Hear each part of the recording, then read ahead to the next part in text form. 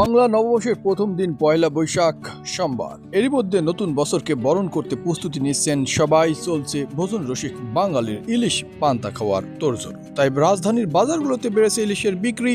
পয়লা বৈশাখ এলেই বিক্রেতা বাড়তি মুনাফা করতে নেমে পড়েন প্রতিযোগিতায়।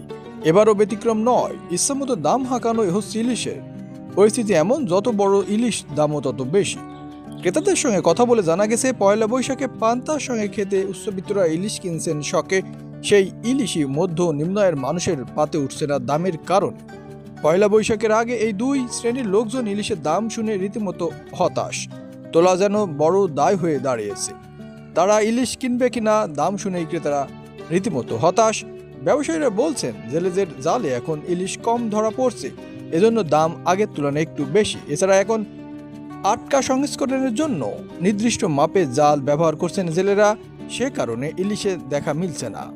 অন্যদিকে ক্রেতা ভোক্তারা ইলিশের বাড়তি দামের জন্য অসাধু ক্রেতার কারসাজিকেই দায়ী করছেন।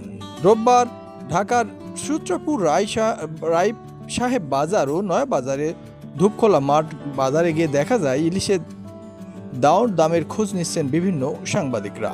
বছরগুলোতে টাটকা ইলিশের তুলনায় হিমায়িত ইলিশ বেশি বিক্রি হচ্ছে, তবে হিমায়িত ইলিশের চেয়ে টাটকা ইলিশের দাম অনেক বেশি।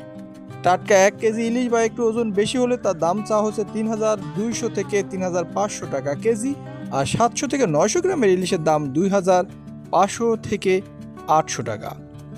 ৪০০ থেকে ৬০০ গ্রাম ওজনের ইলিশের দাম ১,৫০০ থেকে ১,৮০০ টাকা। 1 কেজি বা এর বেশি ওজন হিমায়িত ইলিশের দাম ২,০০০ থেকে ২,৪০০ টাকা, আর ৭০০ থেকে ৯০০ গ্রামের ওজনের হিমায়িত ইলিশের দাম ১,৬০০ থেকে ১,৮০০ টাকা।